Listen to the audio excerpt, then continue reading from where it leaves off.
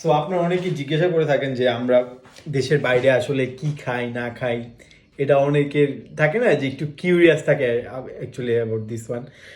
So so এই জন্য আজকে আমি শেয়ার করব যে কিভাবে আমরা আমাদের ইউজুয়াল রান্নাগুলো করে থাকি বাসায়, প্লাস কি খাই না খাই। এই যে যেমন আজকে আমি গতকালকে বাংলাদেশে একটা শপ থেকে কোয়েল পাখি নিয়ে আসছি। একটা প্যাকেটে 4টা ছিল।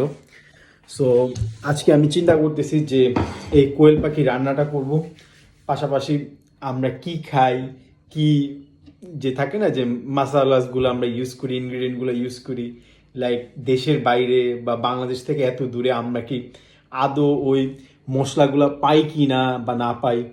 সো ওই জিনিসগুলো আমি শেয়ার করবো, আমরা কোথায় পাই ওই ইনফরমেশনগুলো দেওয়ার চেষ্টা করব।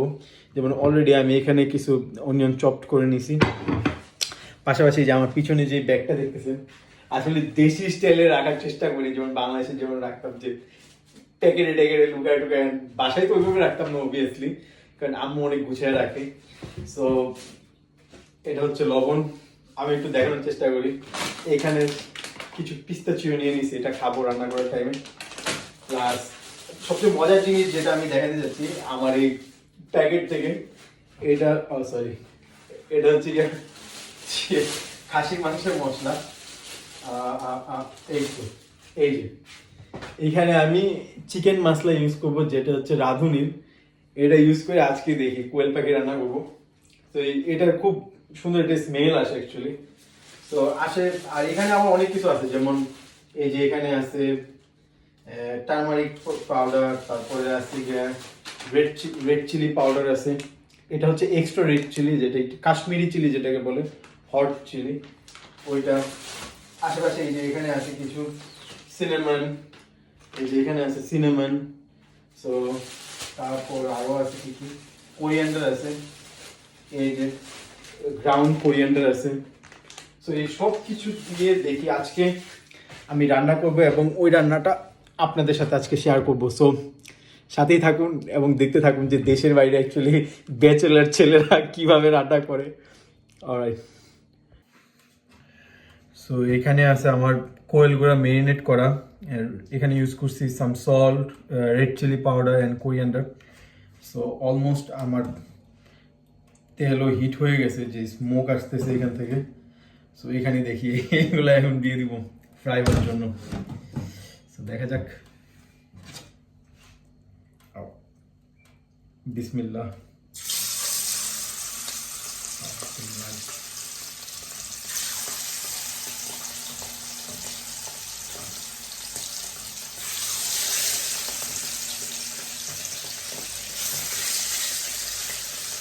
এখানে ছোট্ট একটা কলিজা পাইছি, ও ছোট্ট একটা কলিজা পাইছি, ওইটাও দিয়ে দিই। সুন্দর ফ্রাই হচ্ছে এখানে ফ্রায়ারে। মাশাআল্লাহ, এই যে এক্সপার্ট ফ্রাই হওয়ার পরে যখন এটা উল্টাই দিলাম, তখন দেখছি খুব সুন্দর একটা ব্রাউন কালার চলে আসছে কোয়েলগুলোতে। তেল, সো এখানে যে তেলটা দেখতেছেন এটা হচ্ছে আমার কোয়েল ভাজার তেল। সো ওই তেলটার মধ্যেই আমি এখানে আমার সবগুলো আরও যে মশলা টশলা আছে এগুলো দিয়ে দিব। এখানে আমি দিচ্ছি কিছু চপড অনিয়ন। প্রথমেই চপড অনিয়নগুলো দিয়ে দিলাম। আমি এখানে সবগুলো গুছায় রাখছি যে কী কী দিব না দিব। তো চপড অনিয়ন দেওয়ার পরে এখান থেকে দিচ্ছি কিছু গ্রিন চিলি, তারপর যাচ্ছে কিছু কিউব করা গার্লিক।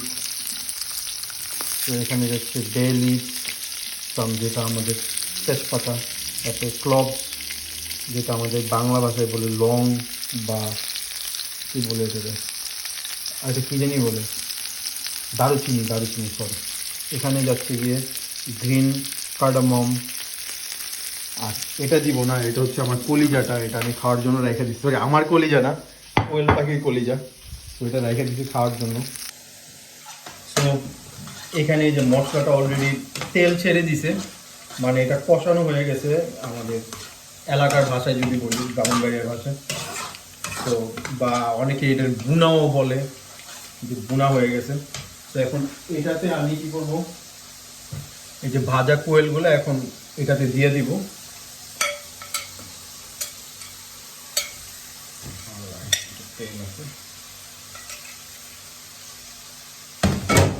তো এখন এটাকে আবার হালকা একটু ভাজি করে নিচ্ছি যাতে পুরা মশলাটার সাথে কোয়েলটা মিশে যায়।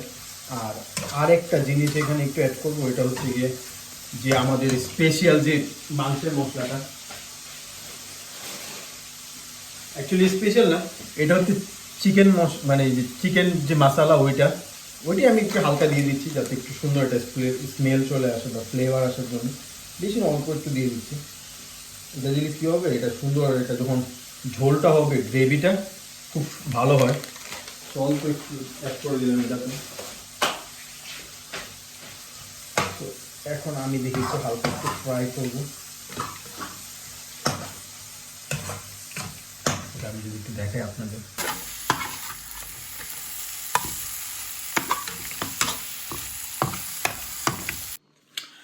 অলরাইট, সো আমার রান্না চলতেছে, তার মাঝখানে একটু সুযোগে আমি চিন্তা করলাম যে অনেকে কিছু প্রশ্ন থাকে, যে প্রশ্ন উত্তরগুলো এখন দিব।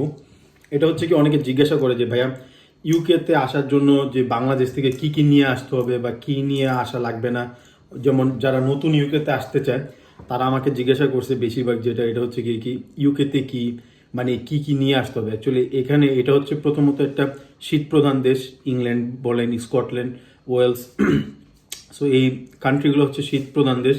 এখানে আসতে হলে আপনার বেসিক যে একদম থাকে না যে প্রথম 6 মাস 1 বছর চলার মতো থাকে না, যে 6-7টা প্যান্ট, ট্রাউজার্স, জগার্স, তারপর লেগিংস, এরপর এসে সক্স, দেন আপনার কিছু টি শার্ট, সোয়েটার, এরপর আমি জ্যাকেটের কথা যদি বলি যে মিনিমাম 3টা জ্যাকেট বা 3 টাইপসের জ্যাকেট নিয়ে আসবেন, যেগুলোর মধ্যে যে ধরেন মোটা জ্যাকেট যেটা থাকে যে একদম অনেক বেশি, কারণ এখানে টেম্পারেচার কি হয় মানে ইউকে বিভিন্ন জায়গায় যেরকম হয়, মানে ইউজুয়ালি লন্ডনের আশেপাশে যদি হয় তাহলে যেমন গত জানুয়ারিতে -6, -7, -8, -10 পর্যন্ত ছিল রাতের 1টার দিকে। সো পাশাপাশি আবার যেমন ম্যানচেস্টারের দিকে আরও বেশি হয়, স্নোফল হয়েছিল লাস্ট উইন্টারে। সো আমি সবাইকে বলবো যে ওইরকম একটা জিনিস হিসাব করে নিয়ে আসেন। আর এমনি খাবার দাবার মশলা টশলা যদি বলেন, এইগুলা অ্যাভেলেবেল ইউকের যে কোনো একটু বড় টাউনগুলোতে আপনি সব মানে পাকিস্তানি সব বলেন, ইন্ডিয়ান সব বলেন, ওইখানে ওরা মানে এখানে আগে থেকে দেখবেন যে আমাদের বাংলাদেশি ভাই ব্রাদাররা আছে, ফ্যামিলি নিয়ে থাকে, বা ওদের কাছ থেকেও জিজ্ঞাসা করতে পারেন যে ভাই বাংলাদেশি মাছ বা মশলা বা সবজি এগুলো কোথায় পাবো, ওরাও আপনাকে সাজেস্ট করতে পারবে। তো আমি আশা করি যে এগুলা নিয়ে প্যারা খাওয়ার কোনো দরকার নাই, কোনো টেনশনের দরকার নেই। আপনার জাস্ট কাপড় চোপড় বা ল্যাপটপ বা যেগুলো থাকে যে একদম এসেনশিয়াল, যে এগুলো ছাড়া আমি চলতে পারবো না, ওই জিনিসগুলো নিয়ে আসেন। আর শুধু হুদাই বাংলাদেশ থেকে এই লাগেজ টাগেজ নিয়ে এসব প্যারা খাওয়ার দরকার নেই। অ্যাটলিস্ট যদি মশলা আনতেই চান, যে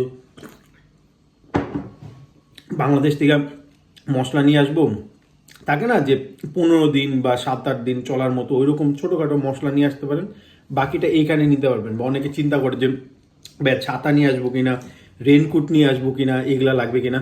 অ্যাকচুয়ালি আমি নিজে এই জিনিসটা একদম প্র্যাকটিক্যালি ফেস করছি। ছাতা নিয়ে আসছিলাম, রেনকোটও নিয়ে আসছিলাম বাংলাদেশ থেকে, কিন্তু ছাতা আসলে কি এইখানে যে ওয়েদার প্লাস এখানের যেই থাকে না যে ওয়াইন্ড ফ্লো যেটা থাকে, বাতাসে ছাতা ভাঙা যায়, মানে এই দেশের যেগুলো তৈরি ছাতা ওইগুলো আপনি ইউজ করতে পারেন, বা রেইনকোটও এইখানকার রেইনকোটগুলো আপনি ইউজ করতে পারেন। যার কারণে আপনি এইগুলাতে সুইটেবল হবে। বাংলাদেশ থেকে আইনা বেশি দিন চলতে পারবেন না।